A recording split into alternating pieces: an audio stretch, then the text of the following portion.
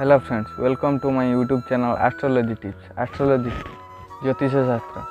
आज ज्योतिष शास्त्र जानिबा किछि संतान प्राप्ति निमंते किछि प्रतिकार एवं संतान काहेकि प्राप्ति हुएनि, जातकर कौ ग्रह मानकर त्रुटि रही कि कौ ग्रह मानकर स्थिति अवस्थिति को लेकिन संतान प्राप्ति हुए नहीं ता विषय जानिबा।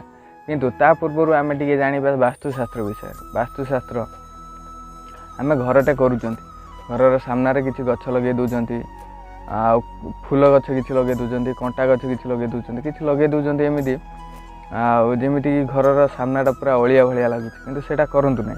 घर सामने कौन प्रकार खाल बा कंटा जंगल वृक्ष गहली बा वृक्ष गुड़ाए रहिले गृहपाई असुविधा हुए एवं क्षतिकारक हुए।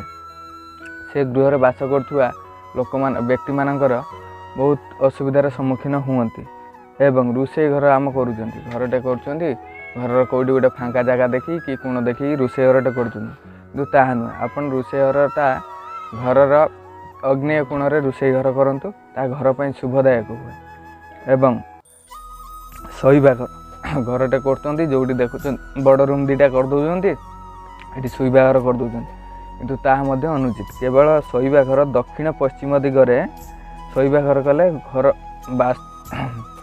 से वास्तुरे बास करुवा लोक मानक पई शुभ हुए एवं मंगलदायक हुए। एवं जदि आपणक घरर दक्षिण बा पश्चिम रे नीच भूमि खोला स्थान थाए ताहले घर पई क्षतिकारक हुए।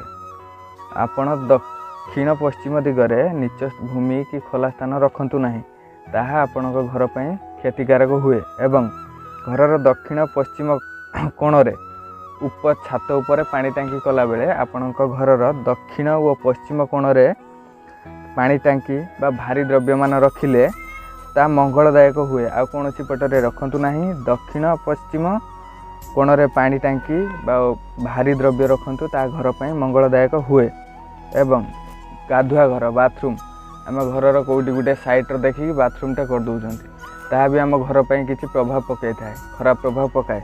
आपण गाधुआ घर बा बाथरूम पूर्व दिगरे हेले शुभ शुभ हुए, किंतु पायखाना करेंगे ना। किंतु आपण घरर गाधुआ घर पूर्व दिगरे करंतु शुभ हुए एवं गाधुआ घर पाखरे पायखाना करंतु नहीं, पूर्व दिगरे पायखाना करंतु नहीं।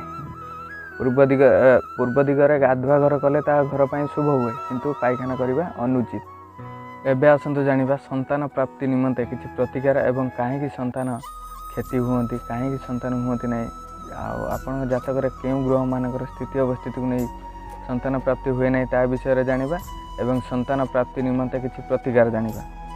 जदि व्ययाधिपति लग्न रे अष्टम स्थानाधिपति पंचम रे व द्वादशाधिपति अष्टम रे थिले पितृशाप हेतु संतान क्षति हुए, संतान क्षय हुए।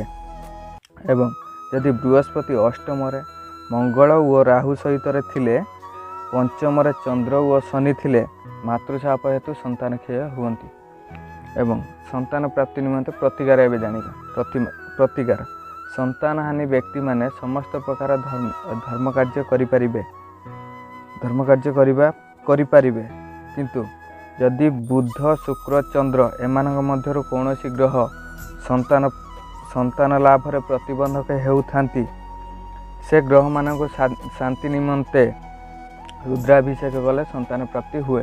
यदि यही ग्रह माने आपणक संतान लाभ रे प्रतिबंधक हेउथांती ताहले आपण रुद्राभिषेक करंतु, संतान प्राप्ति हुए। एवं जदि बृहस्पति प्रतिबंधक हेले आपणक जातक रे जदि बृहस्पति संतान लाभ रे जदि बृहस्पति प्रतिबंधक हेले तेबे संतान गोपाल मंत्र जप करंतु, निश्चित संतान प्राप्ति हेबे। एवं यदि शनि मंगल रवि राहु व केतु एमानक मध्यरु जदि कौनसी भी ग्रह आपणक संतान प्राप्तिर प्रतिबंधक हुअन्ति ताने सद्ग्रंथ हरिवंश पाठ करंतु, निश्चित संतान प्राप्ति हेबा। एवं जदि राहु पंचमस्थ होई कर्कट बा सिंहरे थिले जातकर संतान गण विनाश हुअन्ति। जदि आपणक जातक राहु पंचमस्थ होई कर्कट बा सिंहरे थिले ताहले जातकर संतान गण विनाश हुअन्ति, किंतु जदि अन्य राशि रे थिले गोटे मात्र पुत्र संतान हुअन्ति। एवं राहु को बृहस्पति देखिले कौनसी दोष रहे नहीं, से व्यक्ति संतानयुक्त हुए।